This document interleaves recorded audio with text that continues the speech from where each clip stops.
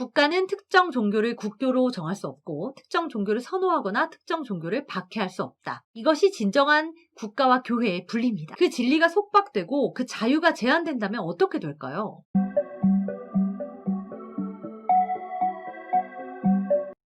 처치타임즈 김효정입니다. 교회와 국가의 관계, 특별히 그 안에서 자유가 또 어떤 역할을 차지하게 되는지 오늘 그 역사를 좀 살펴보도록 하겠습니다. 초기 기독교 시기는 로마 정부가 박해하면 할수록 기독교는 번성하게 됩니다. 결국 콘스탄틴 대제는 313년 밀라노 칙령으로 기독교를 공인하는데요. 로마의 황제가 교회의 수장이 되는 국가, 즉 국가교회가 시작되게 됩니다. 그러다가 로마의 주교가 감독이 돼서 교회가 국가를 다스리는 교회 국가의 체제가 등장하게 됩니다. 하나님과 사람 사이에 바로 이 제사장이 존재하게 되는 겁니다. 누구나 모든 사람이 다 성경을 읽을 수 있는 것이 아니고요. 성경을 아무나 발간할 수도 없게 됩니다. 또 라틴어로만 예배를 드릴 수 있게 되고요. 국가가 지정해주는 종교를 무조건 따라야 합니다. 이러한 암흑기가 무려 1000년 동안 지속이 됩니다. 그러다가 루터의 종교개혁이 시작되는데요. 하나님의 은혜로 구원받는다라는 것이 처음 설파됩니다. 성경이 퍼져나가면서 사람들은 자유를 갖게 되고요. 시민혁명이 일어나고 근대 시민사회가 열리게 됩니다. 하지만 여전히 국가교회 시스템을 버리지는 못하게 되는데요. 영국의 청교도들은 이러한 신앙의 완전한 자유를 찾아서 신대륙으로 이동을 하게 되는 거죠. 신앙의 완전한 자유는 1782년 미국 헌법에 인류 최초로 양심의 자유를 기재하면서 기록되게 됩니다. 국가는 특정 종교를 국교로 정할 수 없고 특정 종교를 선호하거나 특정 종교를 박해할 수 없다.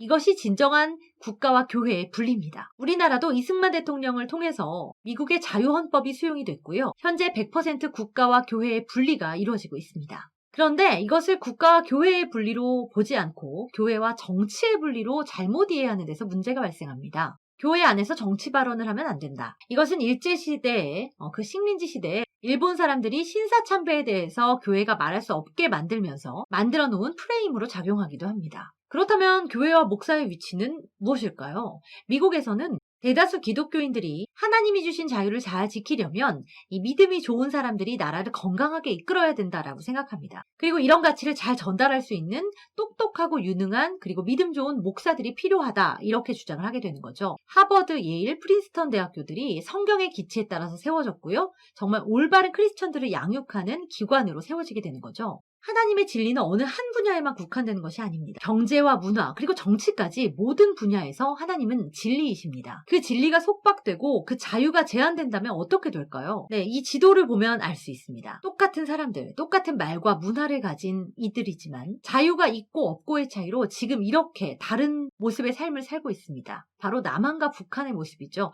위성에서 찍은 사진인데 정말 남한은 풍부하고 풍요롭고 많은 빛들을 발견할 수 있지만 북한은 이렇게 어두움에 갇힌 암흑기를 경험하고 있는 거죠. 차이가 무엇일까요? 바로 정치입니다. 자유민주주의, 공산주의, 사회주의 이런 것들이 이렇게 중요한 것입니다. 정치는 굉장히 특별한 것이 아닙니다. 사람들이 모여서 공동체를 형성하게 되면 당연히 질서를 유지해야 하고요. 안보를 걱정해야 하고 또 먹고 살기 위한 방안을 마련해야 합니다. 교육도 해야 하고요. 이렇게 공동체가 추구해야 할 가치를 정하고 공적 해결을 위해서 정책을 만들고 제도를 만들고 또 집행하는 것이 바로 정치입니다. 크리스천도 국민입니다. 당연히 나라의 일, 또 정치에 관여할 수 있는 것이죠. 부당한 것이 있으면 말할 수 있어야 하고요. 항의할 수 있어야 합니다. 또 적극적인 투표권을 행사할 수 있어야 하고요. 나아가 우리는 예수님이 오시는 그 마지막 날까지 복음의 가치를 지키고 전파해야 할 의무를 가지고 있습니다. 그런데 안보가 무너지면 복음 전파가 불가능해집니다. 그 전에 교회가 문을 닫아야 합니다. 성경의 가치를 중요시하고 또 이것을 헌법으로 보장한 나라들은 부강해지고 잘 사는 이런 큰 축복을 누렸습니다. 반면에 러시아와 중국, 북한, 베네수엘라, 쿠바, 아르헨티나와 같은 나라들은 마귀의 속삭임에 넘어간 나라들입니다. 모두가 균등하게 잘 사는 나라, 바로 유토피아가 될 것이다 라는 속삭임이었는데요. 무상복지와 사유재산을 부정하고 인간사회에 존재하는 모든 차이를 부정하고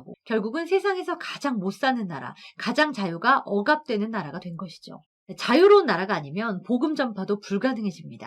우리의 생존을 위해서 그리고 마지막까지 목숨을 걸고 지켜야 하는 성경적인 가치를 위해서 기독교 역사를 그리고 세계 여러 나라들의 역사를 다시 한번 눈여겨봐야 될 때인 것 같습니다. 처치타임즈 김효정이었습니다.